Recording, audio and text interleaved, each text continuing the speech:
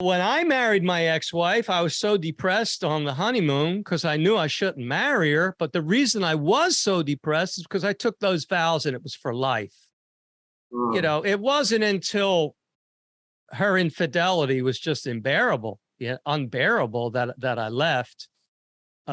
Because in my Christian belief, I don't think you have to put up with adultery and fornication in a marriage. That's my Christian belief. It's so much more. It's a betrayal of trust, and That's what it is. It's a betrayal of the vows, basically. Betrayal of bond have, another person, and it's one thing, you know, like if you're not transparent with the other person, and you don't, you know, and you have the trouble where you've got to that point, and you're doing stuff that's surreptitious, then you've already lost the battle. Yeah. You know? Well, that's the thing. You know, I saw her at Christmas Eve. I went over there and I gave her a gift and everything. I have no animosity towards her, but I said to her, this is years later. This is like 20 years after we separated. I said, you wanted an open relationship, didn't you? And she says, yeah. I said, well, you got to tell the other person, you know, like, you know.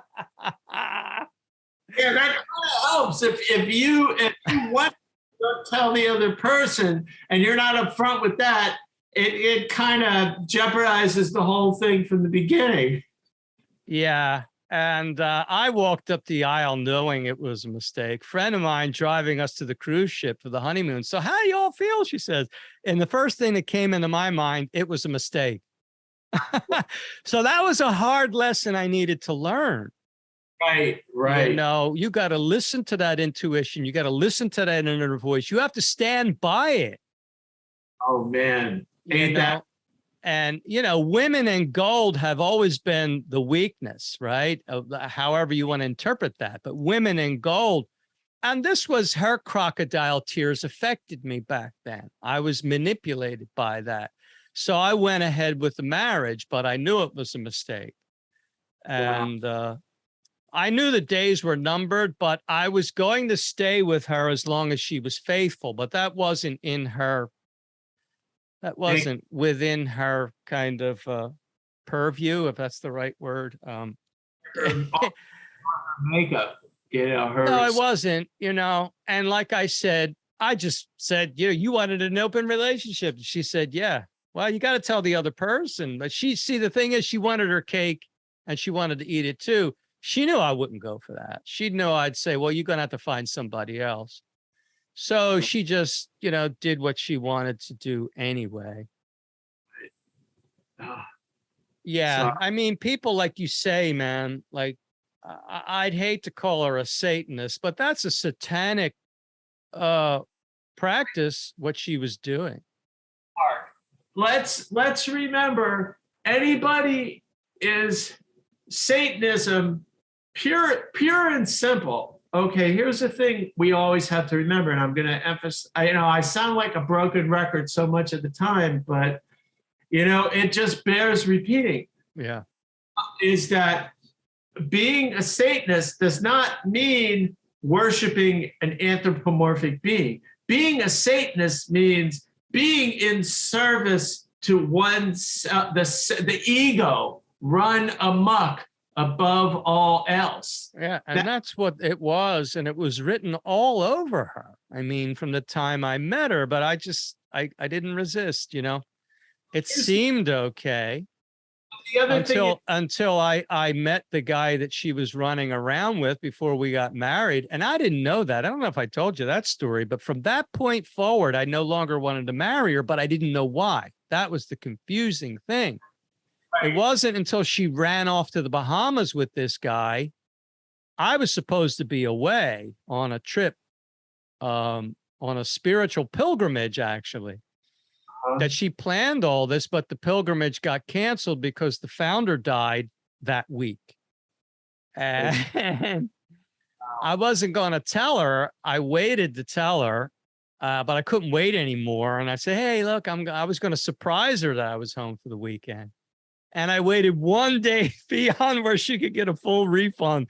Oh, I wish you would have told me that yesterday. She made a trip to the Bahamas. And she lied through her teeth. I said, really, you're going there by yourself? Anyway, that's a sordid, I'll spare you the sordid details, but that's when I caught on that guy that I met on a gig months before was the guy that she went to the Bahamas with. And that was when I suddenly no longer wanted to marry her. I just picked up the energy between them, and I didn't know why, but I was picking up that energy, and it was nasty. It was this real vile sexual kind of energy mixed in with alcohol and the whole bit. And that was it. I no longer wanted anything to do with her or any of it. And it was confusing to me because I didn't have like a physical manifestation of it. Well, it was a physical manifestation, but it was mental and psychic, which is what I was picking up. Exactly. But which can be just as physical as anything, but they operate on a more subtle frequencies. Here's the thing. The other thing is what you're talking to me about. It sounds like this was really palpable to you. Oh, it was so palpable. It was absolutely palpable. Is that, again, what this sounds to me more like than anything is that you had all the signs. You were getting flashing warning lights and everything, but you choose to, which again is your own free will, you chose to ignore that for whatever reason at the time. Because I didn't have a physical something I could grab hold of, and the crocodile tears. When I told her I don't think we should get married 3 weeks before, even the day of the wedding, I wanted to cancel it. Wow. But, I went out, to this church and got married in Los Angeles, and the founder was impressed. It was kind of funny because we went up and met him after we got married, and he was so impressed. His humility was really something, that he was so impressed that I chose his church to get married in. He said, well, you could have gone anywhere. You didn't have to come all the way here. He was really impressed by it. So he invited us up. And that's when I met him, right. Although we had been I'd done, this back here, this thing hanging on the wall is a fax he sent out to the whole organization when I did my first 2 lectures. He sent this fax out to the whole organization that I had my first 2 lectures, and let's wish him all the best of luck. So I was doing work here, lecturing on his books and whatnot, and lecturing on the teachings. And I started a little group. And so we had already had a kind of a friendship where he would send me letters and I would send him faxes, give him reports of what was happening, and he would send faxes back to me. But we had never actually physically met. And the reason for that is because his health really declined in the later years and he just wasn't meeting people. In the early days, if you went out to visit the main center, he would give you a tour, anybody who came out. But it wasn't like that in the latter days. I sort of caught the end of it, I came in 87 and he passed in, I think it was 97, the last 10 years. So he really wasn't as physically active. He was active, but he wasn't as physically active as he once was. I think, and I said this to other people and they agreed, the whole reason for that marriage was just to meet him. It's funny, the incidents that we think that lead us to turning points in our life, all these things are, little blocks that fit together along, the puzzle, Yeah. And the thing is, I think, I was going to meet him one way or the other because of my journey through this path through the lives. I was going to meet him one way or the other. And the fact that I didn't do it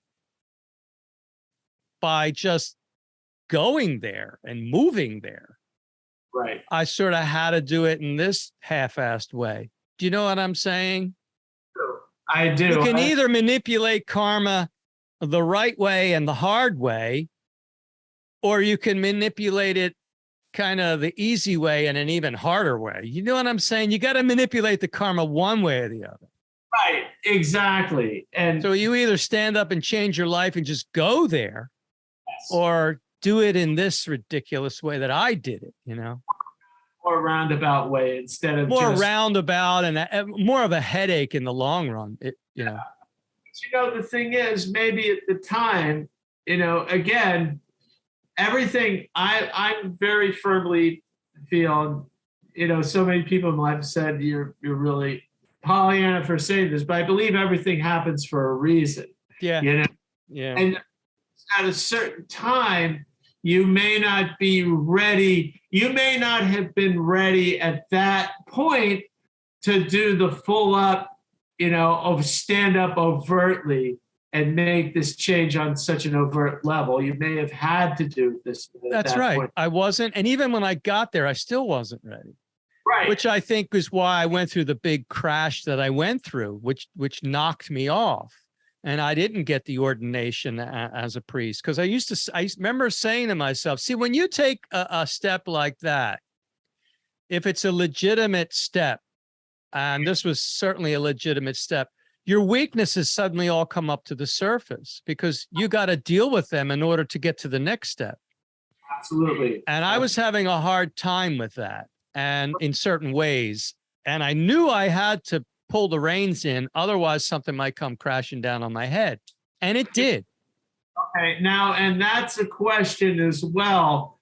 Well, what my question is, isn't that a way of like, when you're in that situation, aren't you burning off karma to get to that next level? Absolutely. That's the whole point.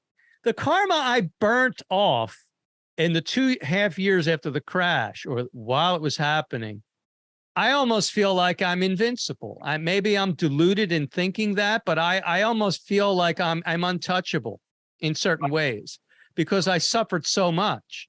And maybe I am deluded. It doesn't matter if I am or not. I mean, if I get offed this afternoon, so be it. But I almost feel like I won't be offed. It's almost like I have certain protection because I've manipulated a lot of karma. I've burnt through so much karma. Yeah, that's exactly what it is. You're burning through karma in all these experiences.